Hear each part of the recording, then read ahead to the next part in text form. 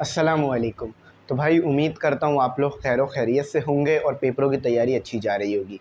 तो आज जो है वो अपना यूनिट 3 वेक्टर्स उसके एमसीक्यूज़ करेंगे। बेसिकली रिव्यू एक्सरसाइज 3 भी हम इसे कहते हैं बुक के मुताबिक। तो इसमें 20 एमसीक्यूज़ हैं और सबको आपको सॉल्व ही करना होगा। सिर्फ कुछ ही ऐसे हैं चंद जिसमें सिर्फ आप थ्योरेटिकल जवाब दे सकते हो, बाकी सब में तो आपने सॉल्व करके ही उसके आंसर्स निकालने हैं। अच्छा, एक बात याद रखना, ये जो चैप्टर है ना वो मैथ में भी आता है और फिज़िक्स में भी आता है। तो इसके एमसीक्यूज़ एंट्री टेस्ट में बहुत ज़्यादा आ रहे होते हैं, यानी एंट्री टेस्ट में भी इसके एमसीक्यूज़ आते हैं। तो इसको अच्छी तरह से प्रिपेयर करना, बहुत आसान और बहुत ईजी तरह से आपको नंबर देने वाला चैप्टर है ये।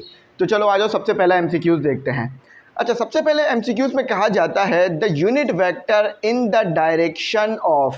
आपको जो है वो यूनिट वेक्टर यहाँ पर बताना है, ठीक है। सबसे पहले मैं आपको यूनिट वेक्टर, अब आपको यूनिट वेक्टर का फॉर्मूला पता होना चाहिए। गिवन डेटा में देख लो क्या दिया हुआ है। हाँ, पूरा सॉल्व नहीं करना हमें, तो गिवन डेटा वगैरह नहीं लिखते, सिर्फ हमें आंसर लाना है। तो हमें सोल्यूशन की ज़रूरत नहीं है, सिर्फ रफली भी आप सॉल्व कर सकते हो। तो आर की वैल्यू आपको क्या गिवन कर दी इन्होंने, आर की वैल्यू 2i और उसके बाद प्लस जे माइनस के, ठीक है। अब यूनिट वेक्टर का आपके पास क्या फॉर्मूला रहता है, यूनिट वेक्टर का फॉर्मूला आपके पास रहता है यहाँ पर ये, ठीक है। यूनिट वेक्टर का आपके पास फॉर्मूला रहता है n, इस तरह से आप डिनोट कर रहे होते हो यूनिट वेक्टर को, और फिर r और r का मैग्नीट्यूड, ठीक है, ये है। अब ये तो आपके पास r आ गया, सिंपल, कोई मसला नहीं है। ये आपके पास आ गया यहाँ पर n, ठीक है।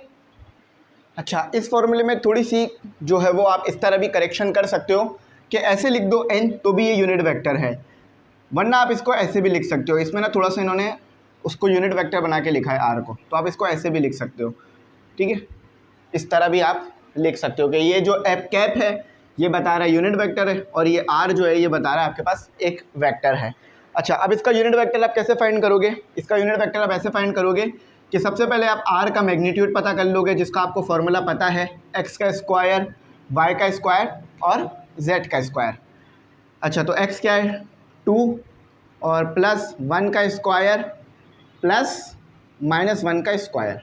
अच्छा, तो देखो r क्या आ रहा है आपके पास, r आ गया आपके पास 4 प्लस 1 प्लस 1, तो r का जो आपके पास आ रहा है वो आ रहा है आपके पास 6 आ रहा है आपके पास, ठीक है, 6 आ गया। अच्छा, अब r आपको यहाँ पर पता है, r क्या दिया हुआ है आपको 2i प्लस जे कैप ज़रूर लगाना, ठीक है, और माइनस के कैप ज़रूर लगाना, और इसके नीचे स्क्वायर रूट 6, इस तरह लिख दो। तो इस तरह का जवाब आपको कौन सा वाला दिया हुआ है, ए। इसका जो सही जवाब है वो है आपके पास ए, ठीक है। इसका सही जवाब कौन सा है आपके पास, ए है, ठीक है। इसको आप ऐसे भी लिख सकते हो, इसको आप चाहो तो स्क्वायर रूट को बराबर में ले आओ, 1/√6 को आप ऐसे ले आओ, और 2i कैप प्लस जे कैप माइनस के कैप, ठीक है, ऐसे करके भी लिख सकते हो, एक ही बात है। तो इसका जवाब आ गया ए। सिर्फ हम इतना हिस्सा लिखेंगे, 6 2i कैप प्लस जे कैप प्लस नहीं माइनस है, माइनस के कैप, ठीक है। ये आपका पहले का जवाब आ गया। अब इसी तरह से आपने सेकंड का जवाब भी फाइंड करना है, ठीक है। तो इसको सोल्यूशन देख लो, इस तरह से लिख लो। अच्छा, अब नेक्स्ट है आपके पास सेकंड में कहा जाता है, ये आप सिर्फ इसको डायरेक्ट जवाब दे सकते हो। कहा जाता है the magnitude of a cross b represent the dash of a parallelogram with adjacent sides a and b. आपको पता है जब भी हम ए क्रॉस बी का मैग्नीट्यूड लेते हैं तो इससे हम क्या निकालते हैं पैरेललोग्राम में, एरिया, ठीक है, एरिया, AREA, एरिया। मैं इसको थोड़ा बता देता हूँ किस तरह से। फॉर एग्जाम्पल ये आपके पास एक पैरेललोग्राम है, ठीक है, ये आपके पास एक पैरेललोग्राम है। इसमें एक वेक्टर आपके पास आ गया, ये हाइट है, समझ लीजिए ये हाइट है, ठीक है, ये हाइट है, ये हाइट है। एक वेक्टर आ गया आपके पास A, एक वेक्टर आ गया आपके पास B। तो इन दोनों का जब आप क्रॉस प्रोडक्ट लेते हो तो वो एरिया आता है पैरेललोग्राम में, ठीक है। तो ये दूसरा आपका हो गया। अच्छा, अब तीसरे की तरफ चलते हैं। तीसरा क्या कह रहा है, तीसरे में कहा जाता है the volume of tetrahedron determined by vectors A, B and C। तो वॉल्यूम ऑफ टेट्राहेड्रॉन निकालने का फॉर्मूला आपने बताना है। मैंने आप लोगों को पढ़ाया भी था, टेट्राहेड्रॉन कोई कुछ नहीं है, बस ये 3D फॉर्म होती है ट्रायंगल की। आप ट्रायंगल बनाते हो वो 2D बनता है, लेकिन अगर उसे 3D बनाओगे तो वो टेट्राहेड्रॉन होगा। किस तरह से बनता है ज़रा देखो, ये आपका एक ट्रायंगल आ गया जो कि 2D था, अब इसी में आपने और ट्रायंगल भी ड्रॉ कर दिया, अब ये 3D, ये एक पिरामिड शेप बनती है, ठीक है। तो इसका फॉर्मूला आपके पास क्या रहता है, अगर आप इसको निकालना चाहो तो इसका फॉर्मूला रहता है आपके पास 1/6 और डिटर्मिनेंट लेना होता है आपको ABC का, ठीक है। इनके दरमियान क्रॉस प्रोडक्ट हो रहे होते हैं, ठीक है। तो ये आपका आ गया जवाब 3 का। अच्छा, अब 4 का जवाब देखें। अच्छा, यहाँ पर ना इन्होंने नंबरिंग कुछ इस तरह से की हुई है, रोमन में की हुई है, हम भी रोमन में कर देते हैं, 1 2 3 इस तरह कर देते हैं ताकि ना प्रॉब्लम ना हो ना बाद में। अच्छा हाँ, चौथे में कहते हैं A.B, ये भी समझने वाला है कि A.B कर रहे हो, B क्रॉस C कर रहे हो, ये आप क्या निकाल रहे हो, स्केलर ट्रिपल प्रोडक्ट। अगर आप इसको अरेंज करके लिखो तो ऐसे लिख सकते हो कि A क्रॉस B, इसको आप लिख सकते हो A क्रॉस B, ठीक है, और डॉट C, ये सेम आएगा। या ऐसे कर लो, पहले B क्रॉस C कर लो, फिर डॉट A के साथ ले लो, या फिर पहले A क्रॉस B कर लो, फिर डॉट C के साथ कर लो, आंसर सेम आता है, A क्रॉस B। ये प्रूफ करके पता चलता है, ठीक है, ये ऐसे पता नहीं चलेगा, प्रूफ करके। एक A वेक्टर ले लो, B वेक्टर, C वेक्टर, पहले ये साइड सॉल्व करो, फिर ये साइड सॉल्व करो, आंसर सेम आ जाएगा दोनों साइड से, ठीक है। अच्छा, 5वां MCQs, if A and B are parallel. अच्छा देखो, एक A है आपके पास और एक B है आपके पास, ये पैरेलल है, आपको पता है A.B किसके बराबर होता है, AB cos थीटा, या इसको ऐसे भी लिख सकते हो, A का मैग्नीट्यूड B का मैग्नीट्यूड cos थीटा। अच्छा, अगर ये दोनों पैरेलल हैं, A और B आपस में पैरेलल हैं, जब भी याद रखना दो लाइंस आपस में पैरेलल होती हैं तो उनके दरमियान जो एंगल होता है वो ज़ीरो आता है, ठीक है, ये बात हमेशा याद रखना। तो cos थीटा की जगह मैंने क्या पुट कर दिया, मैं ये वाली टर्म इस्तेमाल करूँगा, AB।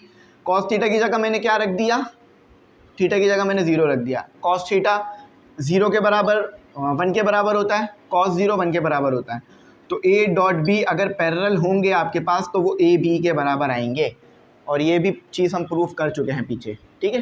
तो AB आ गया आपके पास। अच्छा, अब आगे करते हैं इसको रिमूव करके। अच्छा, तीसरे में छठे में कहते हैं, छठे वाले MCQs में कहते हैं, छठा MCQ से हमारे पास, if 3 vectors A, B and C are coplanar. अच्छा, हमने ये रूल पढ़ा था और मैंने एक्सरसाइज सॉल्व करते हुए बताया था कि जब भी तीनों वेक्टर एक ही प्लेन में आ रहे होंगे तो उस सिचुएशन में डिटर्मिनेंट 0 आएगा। अब तीनों प्लेन से क्या मुराद है, एक ही प्लेन से क्या मुराद है, फॉर एग्जांपल ये XY और ये Z प्लेन हो गया। अगर तीनों वेक्टर एक ही प्लेन में हैं आपके पास तो इस सिचुएशन में आपके पास जो डिटर्मिनेंट है वो 0 आ जाता है, ठीक है, डिटर्मिनेंट मस्ट बी 0, ठीक है। अच्छा, अब यहाँ पर इसको ज़रा एक्सप्लेन करते हैं। ये 6 है, 7 नहीं है, ठीक है, 6 7 आ गया। 7 में कहते हैं direction cosine of a vector I plus J minus के। अच्छा देखो, डायरेक्शन कोसाइन निकालने का फॉर्मूला यहाँ पर देख लो क्या है, डायरेक्शन कोसाइन,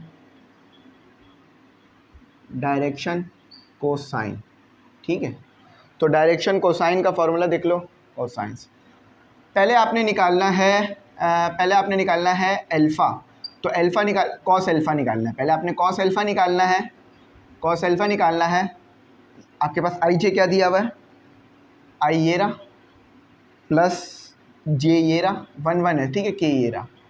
तो आप क्या करोगे, x डिवाइडेड बाय, इसको r कह लो, इसको कुछ भी नाम दे लो, ठीक है, x डिवाइडेड बाय a का मैग्नीट्यूड, इसको a कह लो, इस पूरे वेक्टर को नाम दे दो, ये पूरा वेक्टर आपके पास a के बराबर है, तो x डिवाइडेड बाय a का मैग्नीट्यूड, ठीक है। तो ये बात आपको समझ में आ गई ना, x डिवाइडेड बाय a का मैग्नीट्यूड। अब x क्या है, इसके साथ जो कोएफिशिएंट है वो x है। अच्छा, उसके बाद आप निकालना चाह रहे हो कॉस बीटा, तो उसके लिए आप निकालोगे y अपॉन a का मैग्नीट्यूड। अच्छा, उसके बाद निकालना है कॉस गामा, तो z अपॉन a का मैग्नीट्यूड। ठीक है, तो ये आपके पास आ जाएगा। अच्छा, अब सबसे पहले आपने a का मैग्नीट्यूड निकालना है। अब a ये वाला वेक्टर है हमारे पास, तो a का मैग्नीट्यूड क्या आ रहा है हमारे पास, 1 का स्क्वायर प्लस अगेन 1 का स्क्वायर प्लस -1 का स्क्वायर। अब -1 क्यों, क्योंकि k के साथ यहाँ माइनस है। तो इसको ज़रा सॉल्व करें, क्या आ रहा है आपके पास, 1 आ जाएगा आपके पास। ठीक है, तो अब निकाल लेते हैं कि कॉस अल्फ़ा क्या आ रहा है, कॉस बीटा क्या आ रहा है, कॉस गामा क्या आ रहा है आपके पास। अच्छा, सबसे पहले कॉस अल्फ़ा निकालते हैं। तो कॉस अल्फ़ा आपके पास आ रहा है, x क्या है, याद रखना x आपके पास 1 है। ठीक है, तो 1 अपॉन स्क्वायर रूट 3, ये पावर माइनस ख़त्म हो जाएगी, ये माइनस ख़त्म हो जाएगा क्योंकि पावर इवन है। अच्छा, अब कॉस बीटा निकालते हैं। कॉस बीटा क्या है आपके पास, 1 अपॉन स्क्वायर रूट 3, y भी देखो यहाँ पर 1 है। ठीक है, अब z क्या है, z क्या है आपके पास, z है -1 अपॉन स्क्वायर रूट 3, और कॉस भी आएगा, कॉस नेसेसरी है। ठीक है, तो z आपके पास यहाँ देख लो -1 है, देखो -1 है, तो ये आपके पास जवाब आ रहा है। अब इसको अरेंज करके लिख दो, 1 अपॉन स्क्वायर रूट 3 कॉमा दोबारा 1 upon square root 3 comma -1 upon square root 3। अब ये वाला जवाब किस में मौजूद है आपके पास, ये वाला जवाब मौजूद है डी के अंदर, तो इसका जो सही आंसर था वो डी था आपके पास। ठीक है, चलो अब आगे आओ, इसको रिमूव कर देता हूँ मैं। सॉल्व हो जाने के बाद ये रिमूव हो जाएगा, इसको याद रखिएगा, भूलिएगा मत। अच्छा, अब नेक्स्ट है आपके पास आपका 8वां MCQ से 8। ठीक है, अच्छा, उसमें क्या कहा जाता है, A क्रॉस B है, इस dash to plane of A and B, तो ये परपेंडिकुलर होता है। ठीक है, A क्रॉस B, जब भी आपको कहा जाए ना A क्रॉस B को ग्राफ में ड्रॉ करके दिखाओ, ये आपके पास एक ग्राफ है, इसमें ड्रॉ करके दिखाओ, तो इस तरह से ड्रॉ होगा कि ये y है और ये x है ना, तो ये इस तरह से ड्रॉ होगा, ये आपके पास बन गया b, ये आपके पास बन गया a, क्योंकि ये एक दूसरे के परपेंडिकुलर होते हैं। अगर इसको ऐसे बनाओगे तो ऐसे बनेगा a और ये b। ठीक है, तो ये एंगल किसका बन रहा है, 90 का, तो परपेंडिकुलर टू ईच अदर, तो परपेंडिकुलर लिख दो, परपेंडिकुलर। ठीक है, परपेंडिकुलर। अच्छा, अब आपके पास है आपका नवा MCQs।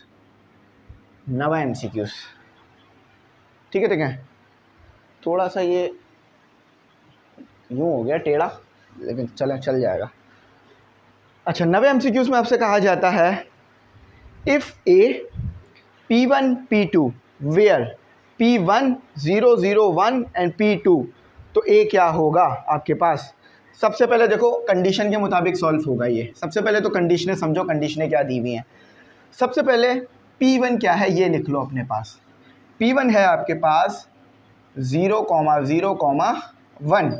इसके बाद P2 क्या है आपके पास, P2 है आपके पास -3, 1, 2। ठीक है, यानी आप P1 से, ये आपका पास P1 है और ये आपके पास P2, तो P1 से आप P2 की तरफ जा रहे हैं, तो आप क्या करेंगे, आपको अच्छी तरीके से पता है, आप P2 माइनस P1 करेंगे। ठीक है, A निकालने के लिए P2 माइनस P1 करेंगे। कंडीशन क्या दी हुई है आपको, कंडीशन ये दी हुई है P1 P2, और एरो जिसकी तरफ होता है यानी उससे दूसरे की तरफ जा रहे होते हैं आप। ठीक है, अच्छा, तो अब ज़रा सॉल्व कर लें इसे। क्या है, P2 क्या है, -3, 1, 2 माइनस P1 क्या है, 0, 0, 1। अच्छा, अब A कैसे निकलेगा, -3, -0, 1, 0, 2, -1। ठीक है, अच्छा, तो A आ गया आपके पास -3, 1, 1। ठीक है, ये आपके पास A आ गया। अब इसका मैग्नीट्यूड करना है। अच्छा, A को सबसे पहले इस फॉर्म में लिख लो, -3 ये i के लिए है, प्लस j और प्लस k, ठीक है। इसको हमने वेक्टर फॉर्म में लिख डाला, अभी कोऑर्डिनेट फॉर्म में तो वेक्टर फॉर्म में। अब इसका मैग्नीट्यूड कर लो, ठीक है। तो -3 का स्क्वायर प्लस 1 का स्क्वायर प्लस 1 का स्क्वायर। अच्छा, ये कितना हो गया आपके पास? ये हो गया आपके पास 9 + 1 + 1 11 आ रहा है, ठीक है। तो ये सोल्यूशन था इसका 11, ठीक है। ये 11 आ रहा है, √11। अच्छा, तो ये आपका हो गया, इसका डी जवाब सही है। अब आखिर करते हैं 10, उसके बाद हम उस पेज पे चले जाएंगे। तो अब जो है हम अपना MCQs नंबर 10 करते हैं और उसका जवाब देखते हैं क्या आ रहा है। अच्छा, तो MCQs नंबर 10 में हमें कहा जाता है आपके पास P एक वेक्टर है, वो क्या गिवन है आपको? 4i cap plus 6k cap, ठीक है। ये P वेक्टर है आपका। इसी तरह आपको एक Q वेक्टर भी गिवन करते हैं, ये आपको वेक्टर है तो ये एरो लगा दें कि 6i कैप -4j कैप कर है।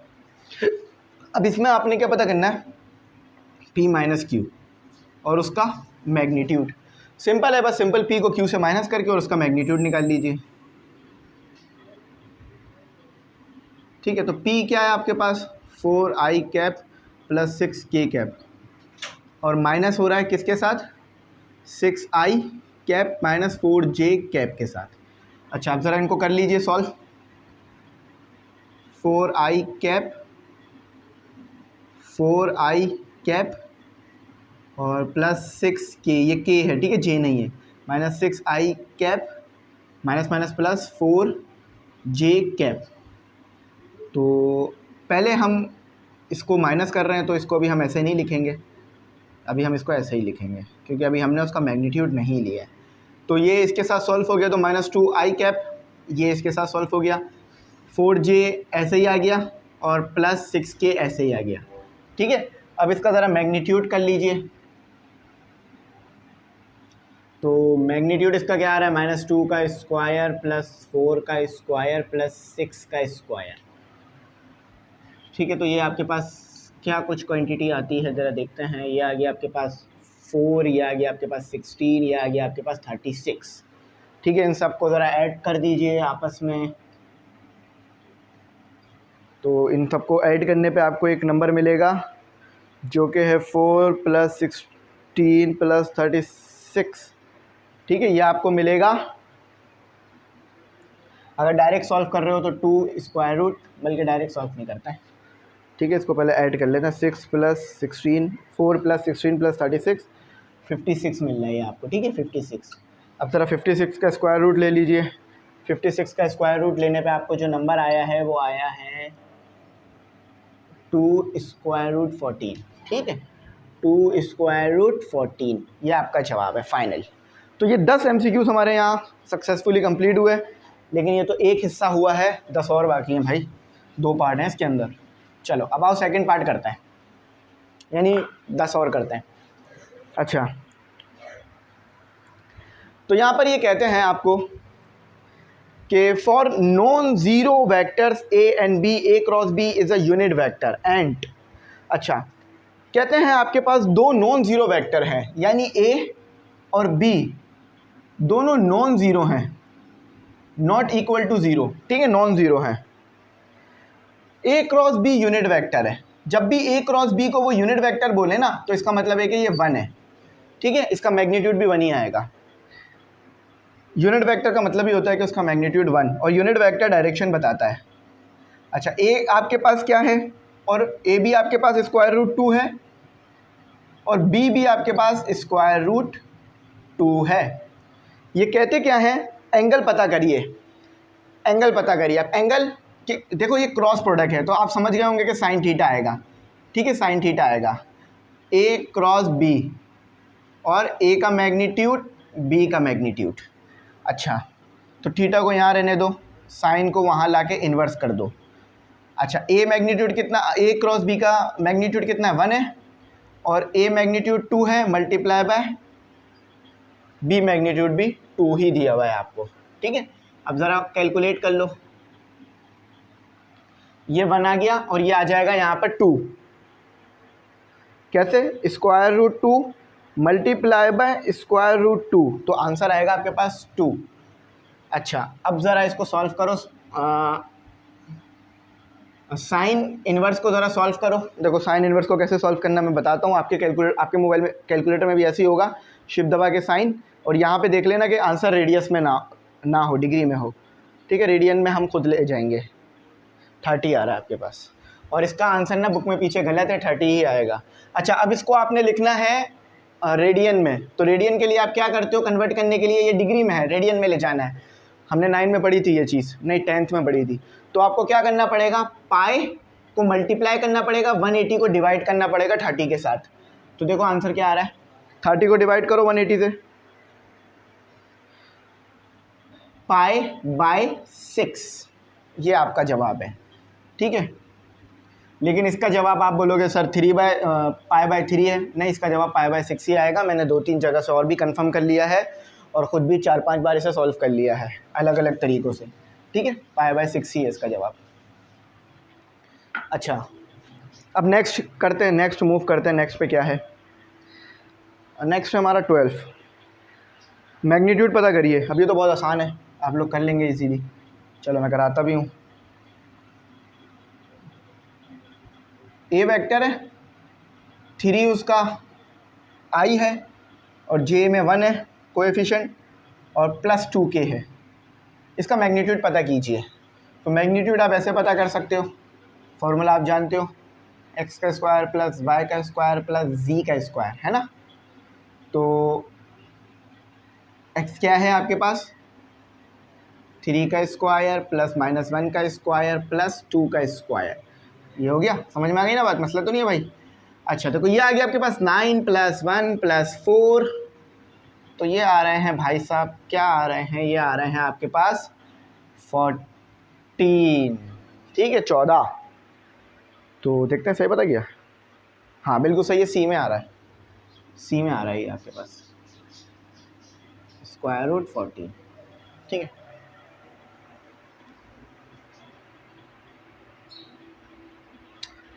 अच्छा, अब हम अपने नेक्स्ट MCQs की तरफ बढ़ेंगे, जो कि है हमारा 13वां MCQs।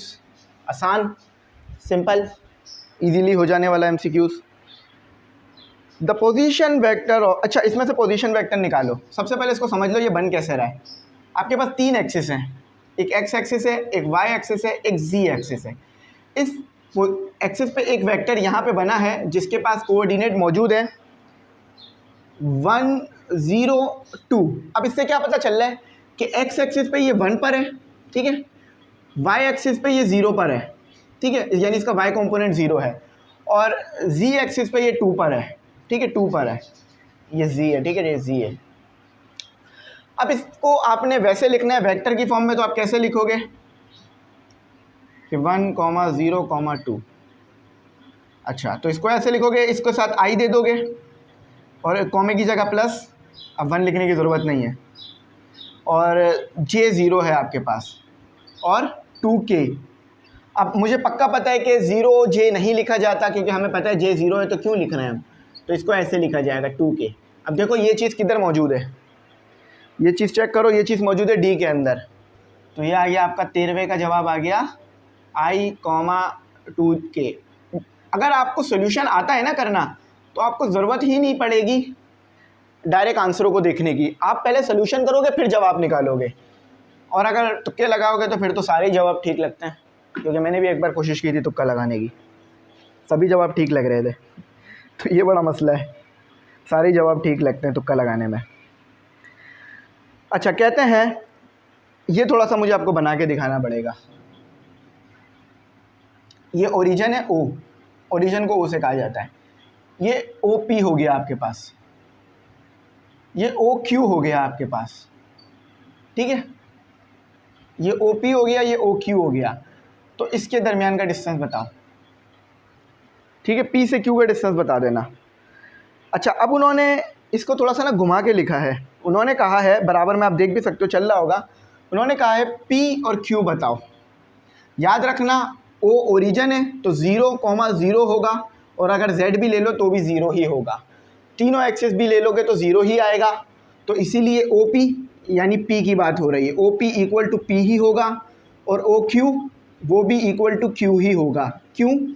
क्योंकि ये 0 है, इसके साथ कुछ भी माइनस प्लस करोगे इसको फ़र्क नहीं पड़ेगा। ठीक है, तो Q क्या दिया हुआ है आपको, ज़रा ये देख लो। सबसे पहले P लिख लो, P फर्स्ट है तो फर्स्ट लिख लो कि 2i cap plus 3j cap minus 4k cap. Q देख लो, वेक्टर बनाओ, वेक्टर है ये। Q क्या लिखा हुआ है भाईजान, Q क्या लिखा हुआ है, 5i cap plus 4j cap minus 3k cap. अच्छा, P से Q का है तो यानी आप Q माइनस P करोगे, आप अच्छी तरह जानते हो Q माइनस P करोगे आप। तो ज़रा कर लो Q माइनस P। Q क्या दिया हुआ है आपको, 5i cap plus 4j cap minus 3k, minus करके कुछ इस तरह से आएगा। P क्या है आपके पास, 2i plus 3j plus minus नहीं है, माइनस 4k, माइनस 4k एक बस भी है, आप लोगों ने देखी होगी, क्या पता। ठीक है, अब डायरेक्ट माइनस उसके साथ सॉल्व कर दो ताकि आप लोगों के लिए आसानी हो जाए।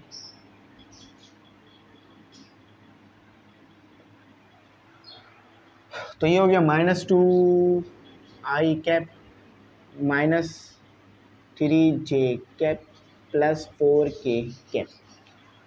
ठीक है, तो पी क्यू देखो क्या आ रहा है आपके पास, पी क्यू क्या आ रहा है, 5 और -2, देखो 5 - 2 तो 3i, 4 और -3 तो प्लस j, प्लस क्यों, क्योंकि 4 के साथ बड़ी साइन है, -3 तो ये आ गया प्लस k, ये आ रहा है आपके पास। देखते हैं किसमें दिया हुआ है, ये दिया हुआ है 3 में, सी में दिया हुआ है, सी में कि 3i cap plus j cap plus k cap. ठीक है, चलो मैंने लिख दिया, ऐसे आप लोग नोट डाउन कर लो अपने पास। अच्छा, रिमूव कर दूँ इसे, समझ में तो आ गया ना, डायग्राम भी दे दी मैंने इसकी थोड़ी बहुत।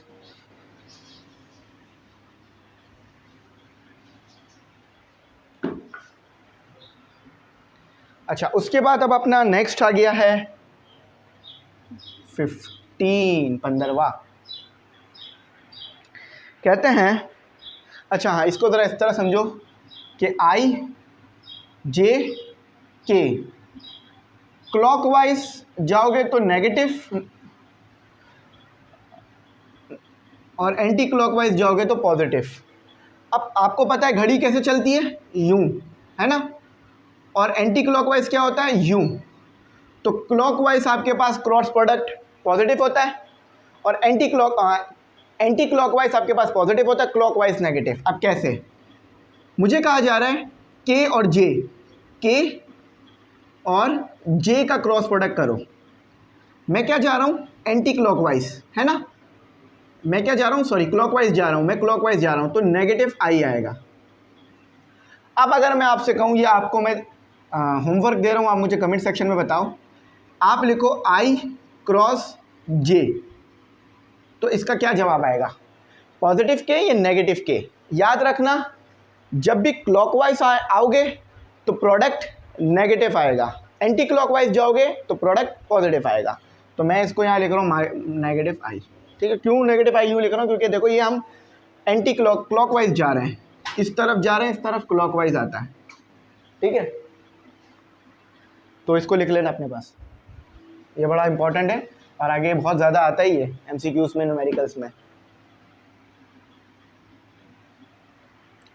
अच्छा, नेक्स्ट है आपके पास 15 हो गया, 16। अच्छा, कहते हैं A क्रॉस B करिए और उसका मैग्नीट्यूड ले लीजिए, A डॉट B बराबर आना चाहिए। अब ये कब होता है, याद रखिएगा, A क्रॉस B आपने इस तरह पढ़ा है, मैंने आपको इस तरह पढ़ा है कि sine theta is equal to A cross B और A का मैग्नीट्यूड B का मैग्नीट्यूड। अब A का मैग्नीट्यूड B का मैग्नीट्यूड उधर ले जाओ, A का मैग्नीट्यूड B का मैग्नीट्यूड साइन थीटा। मैं ज़रा देख लेता हूँ कि ये बोर्ड में आ रहा है या नहीं आ रहा है? हाँ आ रहा है, ठीक है। थोड़ा सा मैं आगे की तरफ ले जाता हूँ। ए का मैग्नीट्यूड, बी का मैग्नीट्यूड, ए का मैग्नीट्यूड बी का मैग्नीट्यूड साइन के साथ ले जा रहा हूँ मैं, साइन थीटा इक्वल टू ए का मैग्नीट्यूड बी का मैग्नीट्यूड, ठीक है। उसके बाद ए डॉट बी किस तरह पढ़ाया मैंने आपको, cos theta is equal to A dot B, A का मैग्नीट्यूड बी का मैग्नीट्यूड, ए का मैग्नीट्यूड बी का मैग्नीट्यूड उस तरफ ले जाओ, cos theta equal to A dot B. अब इन दोनों को, इसको भी और इसको भी ऊपर पुट कर दो जो क्वेश्चन दिया हुआ था आपको, ठीक है, इक्वेशन 1 में। तो पुट इन इक्वेशन 1। अब बाकी जो हम काम है वो इंशाल्लाह नमाज के बाद करेंगे। तो भाई स्टूडेंट्स अब अपना आगे काम स्टार्ट करते हैं, ठीक है, आगे का काम शुरू करते हैं। ग्रुप वगैरह में ज़रूर ऐड हो जाइएगा आप। ग्रुप का बता दूं थोड़ा सा, देखो ग्रुप में ज़रूर ऐड होना। ग्रुप की फ़ीस 1500 है सालाना, ठीक है। इस फीस में notes, guest paper, model paper, test session, live session, recorded session सब कुछ मिलेगा। तो आप लोग ज़रूर ग्रुप में ऐड होइएगा। फ़ीस आप शुरू में इजी पैसा नंबर आ रहा होगा उसी पे कर सकते हैं। अच्छा तो देखो मैंने क्या कहा था, पुट इन इक्वेशन 1, यानी इसको और इसको इक्वेशन 1 में पुट कर दो।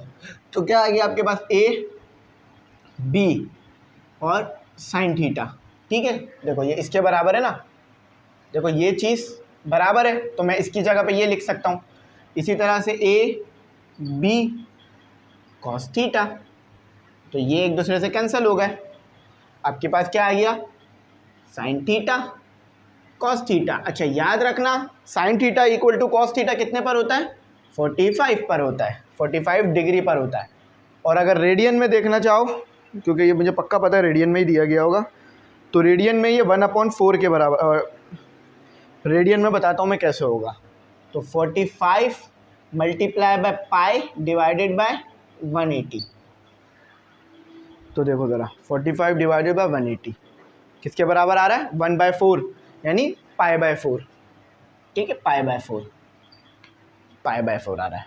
इस तरह से तमाम चीज़ों का ना सोल्यूशन करना सीखें ताकि आप लोग फिर आगे बढ़ सकें। π/4 ये सब मेरे टाइम पे भी यूनिवर्सिटी टेस्ट में आया था, इन्हीं से मिलती जुलती चीज़ें आई थी और यही पूछा जाएगा यूनिवर्सिटी में दोबारा। हर बार यही पूछा जाता है, नए कॉन्सेप्ट तो अभी तक इंट्रोड्यूस कराए नहीं गए हैं, तो यही कॉन्सेप्ट हमेशा आते रहते हैं बार बार। और फिर आगे के कॉन्सेप्ट आप यूनिवर्सिटीज़ में पढ़ते हैं जाकर, तो इनको अच्छी तरह प्रिपेयर रखें। अच्छा अब ज़रा पेज निकाल लूँ मैं, ठीक है, पेज मेरा आगे पीछे हो गया। तो नोट्स इंग्लिश के बन गए हैं, अब बाय कर लीजिएगा। असल में मैं पेज ढूंढ, वो पेज मेरा थोड़ा आगे पीछे हो गया है, जिस पेज से मैं पढ़ा रहा था ना, बुक के पेज से। देखो मैं खुद भी PDF से पढ़ता हूँ तो अच्छा है, मेरे पैसे भी सेव हो जाते हैं, वरना 700 रुपये की तो बुक है भाई, बड़ी महंगी बुक है। चलो ये आ गया पेज, आ जाओ, कहाँ रह गया, आ गया, ठीक है। अब इस पेज में ज़्यादा नहीं है, 2-3 MCQs ही हैं। The distance of the point from the origin, distance निकालना है। अब ये देखो एक पॉइंट है यहाँ पर है, ये एक डिस्टेंस बन रहा है और इस पॉइंट की वैल्यू क्या है, -3,4,5। याद रखना मैग्नीट्यूड निकालने का मतलब पता है क्या होता है, मैग्नीट्यूड निकालने का मतलब होता है कि उस फिज़िकल क्वांटिटी की क्या एक्चुअल वैल्यू थी, ये चीज़ फाइंड करना ग्राफ की मदद से, उसे मैग्नीट्यूड कहते हो। अब ये एक क्वांटिटी है, कोई भी क्वांटिटी हो सकती है, फोर्स कोई भी क्वांटिटी हो सकती है, ये टॉर्क कुछ भी हो सकता है। अब उसका ये एक पॉइंट बना है, अब उस पॉइंट से आप चाहते हो कि फोर्स की जो एक्चुअल वैल्यू न्यूटन में आएगी वो निकालो। तो आप कैसे निकाल सकते हो, इस पॉइंट को लिखो, इस पॉइंट को P कह लो, ठीक है, इस पॉइंट को P। पहले इस पॉइंट को आप कन्वर्ट करो वेक्टर फॉर्म में, अभी ये कोऑर्डिनेट फॉर्म में है, तो 3i cap plus 4j cap plus 5k cap, ठीक है, लिख लिया। आप इसका मैग्नीट्यूड पकड़ो, ज़रा मैग्नीट्यूड पकड़ो से बोला, मैग्नीट्यूड निकालो, ठीक है। तो 5 कैप कितना आ रहा है, बिल्कुल सही, 9 + 16 + 25।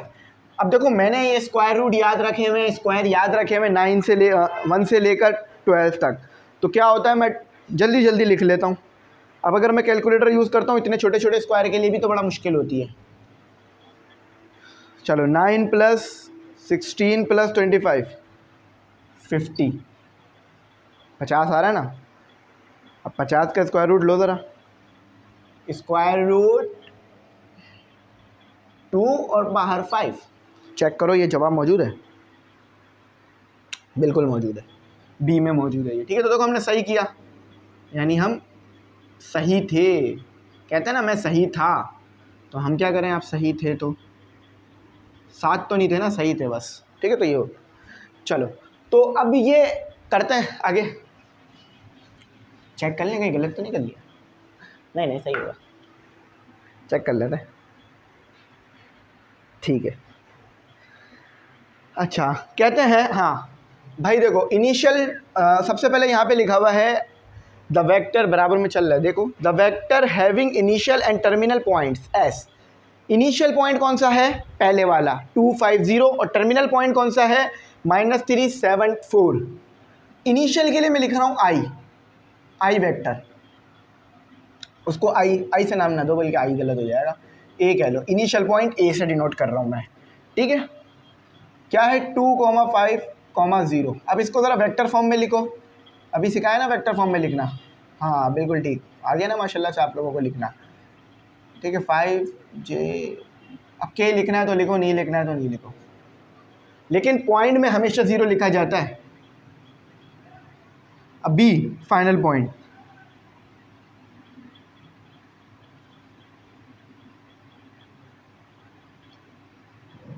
ठीक है, ये बी फाइनल हो गया। अब इसको भी ज़रा उस फॉर्म में लिखो, वेक्टर फॉर्म में।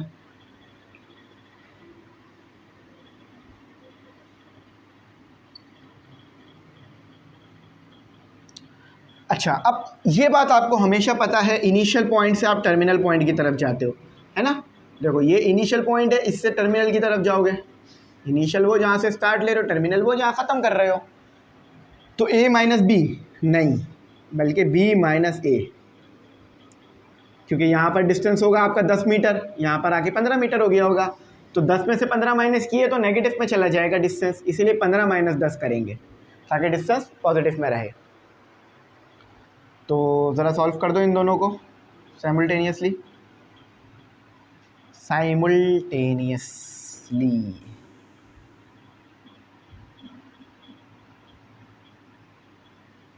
अब थोड़ा सा मैं हल्के हल्के लिख रहा हूँ, उसकी वजह ये है कि भाई गलती ना हो जाए कहीं। ठीक है, खड़े होके पढ़ाना बड़ा मुश्किल काम है भाई। उसकी वजह ये है कि एक आधा घंटा खड़े रहना, आप लोग सोचो कि आपको टीचर पनिशमेंट देता है कि आपने काम नहीं किया, होमवर्क नहीं किया, चलो आप खड़े हो जाओ। ये तो वो बचपने की बात है कि बचपने में टीचर पनिशमेंट दिया करते थे हमें कि हाथ ऊपर करके खड़े हो जाओ, या मुर्गा बन जाओ, या बाहर जाके खड़े हो जाओ। तो हम लोग कितनी देर खड़े होते थे, ज़्यादा से ज़्यादा आधा घंटा, बहुत ज़्यादा हो जाए तो आधा घंटा। आज तक मुझे भी बहुत पनिशमेंट मिली अपने स्कूल लाइफ में, लेकिन कभी ज़्यादा नहीं मिली, बहुत कम ही मिली, लेकिन मिली पनिशमेंट, जिसमें टीचरों ने भाई मारा भी और पनिशमेंट भी दी, लेकिन कभी हमने बदतमीज़ी नहीं की टीचर से। ठीक है, अगर टीचर ने हाथ उठाया या खड़ा किया तो हमने कभी घर पे आके भी नहीं बताया, क्योंकि हमें पता था, बचपने से ही हमारे दिल में ना उस्ताद का अदब था। अब इतना सा बच्चा मैं हूँ, 10 साल का हूँ या 9 साल का, मुझे क्या पता उस्ताद का अदब क्या होता है क्या नहीं, लेकिन फिर भी उस टाइम पे भी हमने बदतमीज़ी नहीं की टीचर से। लेकिन आज का दौर ऐसा है कि मेरी हाइट कितनी होगी, आई थिंक 5.6, 5.9 या 8। मेरे ही हाइट का बच्चा, आपकी उम्र समझ लो, अगर मैं उसे कहूँ कि आप बाहर खड़े हो जाओ तो शायद वो बाहर ना जाए। इसकी वजह पता है क्या है कि आजकल का दौर बिल्कुल ऐसा चल रहा है कि रिस्पेक्ट कम हो गई है टीचर की। तो भाई आप लोग टीचर की रिस्पेक्ट किया करें, कहने का मकसद ये है। अगर टीचर आपको गुस्से में आके कह दे कि क्लास से बाहर चले जाएं, तो बहस ना करें आप टीचर से। अब देखो मैं स्टूडेंट भी हूँ यूनिवर्सिटी में, ठीक है, एनडी में, मैं टीचर भी हूँ इस एमई इंग्लिश सेंटर पे। तो मैं दोनों ज़िंदगी एक ही वक्त पे जी रहा हूँ।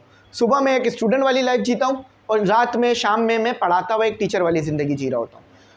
मैं बैलेंस रखता हूँ। अगर मुझे कभी गुस्से में मेरा टीचर कह दे, मैं लेट आया हूँ, वैसे तो मैं लेट नहीं जाता कभी भी क्लास में, लेकिन फिर भी अगर हो जाऊँ किसी मजबूरी से, मुझे टीचर कहते कि बेटा बाहर चले जाओ, मैं नहीं बहस करूँगा कि मिस पंचर हो गया था, मसला आ गया था, नहीं।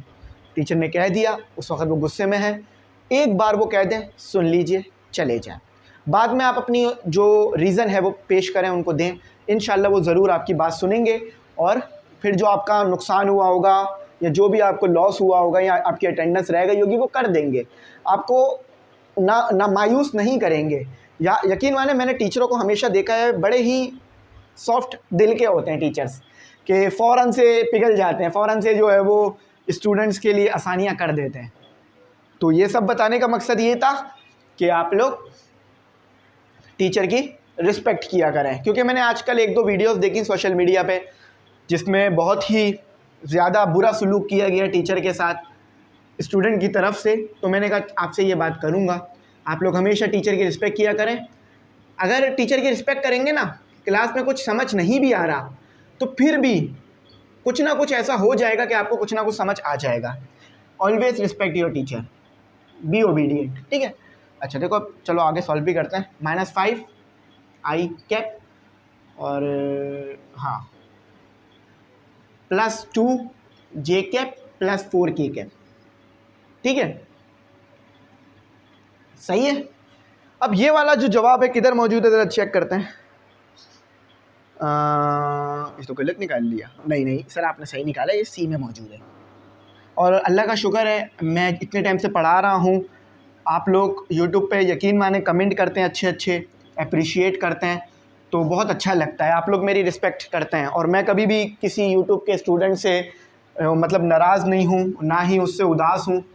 नाराज़ और उदास एक ही बात होगी तो क्योंकि मुझे भाई हमेशा आप लोगों की तरफ से बहुत रिस्पेक्ट मिली है, इज़्ज़त मिली है, तो मैं बहुत खुश हूँ इस काम से जो मैं करता हूँ, ठीक है। चलो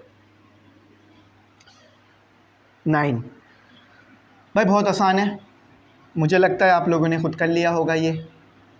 और मैं हमेशा ये कोशिश करता हूँ कि आप लोग ना ज़्यादा से ज़्यादा सीखें, आगे बढ़ें, और इंशाल्लाह आप लोग आगे बढ़ेंगे ना तो बहुत अच्छा लगेगा मुझे भी।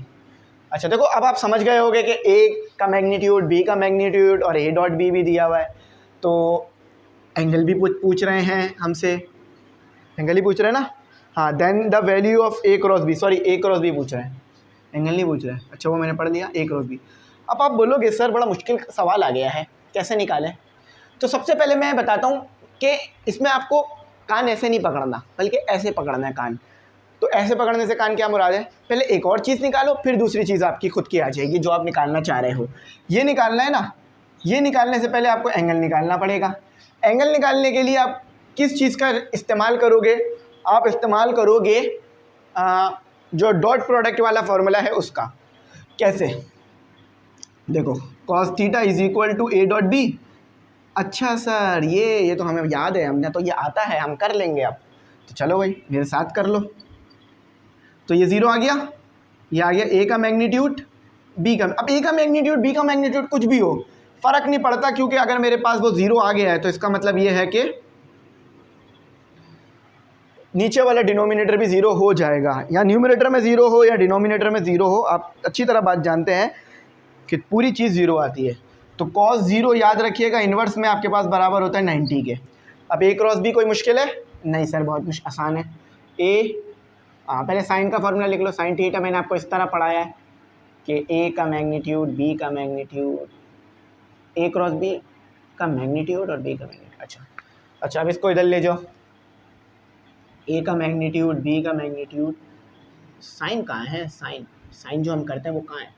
अब ए क्रॉस बी निकालना था ना, अब देखो निकाल लो। अच्छा पहले ए क्रॉस बी पहले लिख देता हूँ। इनका वेक्टर्स के साइन बनेंगे क्या? वेक्टर के साइन इन्होंने बनाए इस पर? एक मिनट ज़रा मैं वेक्टर के साइन देख लूँ। हाँ हम वेक्टर के साइन नहीं बना रहे इतनी देर से, ये गलत बात है। जल्दी में कभी कभार ना ऐसा हो जाता है, लेकिन जल्दी में आप गलती करें ये इस चीज़ की ऑब्जेक्शन नहीं है कि आप जल्दी में थे इसलिए गलती कर दी तो कोई मसला नहीं है। नहीं, गलती तो गलती है भाई, जल्दी में हो या रुक आराम से हो। अच्छा तो ए का मैग्नीट्यूड कितना है? 10, बी का मैग्नीट्यूड कितना है? 2, और cos 90 याद रखना हमेशा ज़िंदगी में काम आएगा कि 1 के बराबर होता है। ये पूरी चीज़ 1 के बराबर हो गई। तो ए का मैग्नीट्यूड, बी का मैग्नीट्यूड क्या आ रहा है आपके पास? 20। इसका 20 ही जवाब था। ठीक है चलो अब हमारे यहाँ कंप्लीट हो गए सारे? नहीं सर एक रह गया है। हाँ हाँ मुझे पता है भाई, एक रह गया है, करा देता हूँ, टेंशन ना लो। ठीक है चलो, इसको मैं ऐसे बता देता हूँ क्या है। कहते हैं the number of vectors of unit length, एक यूनिट लेंथ है, एक यूनिट लेंथ है, उसके ऊपर दो वेक्टर बन रहा है। देखो ऐसे करके ये यूनिट लेंथ आ गई आपके पास, इस पर दो वेक्टर बन रहे हैं, एक और दो, तो ये तो नज़र ही आ रहा है दो वेक्टर हैं। तो यहाँ पूछ रहा है the number of vector unit length perpendicular to the plane of the vector. अच्छा ये दोनों वेक्टर एक दूसरे के परपेंडिकुलर है, याद रखिएगा। तो भाई दो वेक्टर बन रहे हैं, नज़र आ रहा है हमें, 2 TOO 2। अच्छा भाई यहाँ आपका काम हुआ कंप्लीट, ज़िंदगी हुई आसान, अपनी दुआओं में रखेंगे आप मुझे बहुत बहुत याद। रिज़ल्ट का मैंने बताना है, बाल मेरे ख़राब हैं, बाल सही करता हूँ, रिज़ल्ट का बताता हूँ। ठीक है, तो मैं उम्मीद करता हूँ मेरी बात अच्छी तरह समझ में आई होगी। भाई ग्रुप वगैरह में ऐड हो जाना। बस ग्रुप में ऐड होने का इसलिए कहता हूँ क्योंकि देखो ये पूरा सिस्टम जो है ना मुझे चलाना होता है। ठीक है, ये पूरा सिस्टम मुझे लेके चलना होता है, मुझे पूरा ये सिस्टम चलाना होता है। इसको चलाने के लिए आप लोगों की ज़रूरत मुझे होती है। तो आप लोग ग्रुप में ऐड होंगे तो ये सिस्टम इंशाल्लाह और अच्छी तरह से चलेगा और बढ़ेगा, और आपको और चीज़ें मैं प्रोवाइड करूँगा। Thanks for watching. अल्लाह हाफिज़। अपनी कीमती दुआओं में बहुत बहुत याद रखें।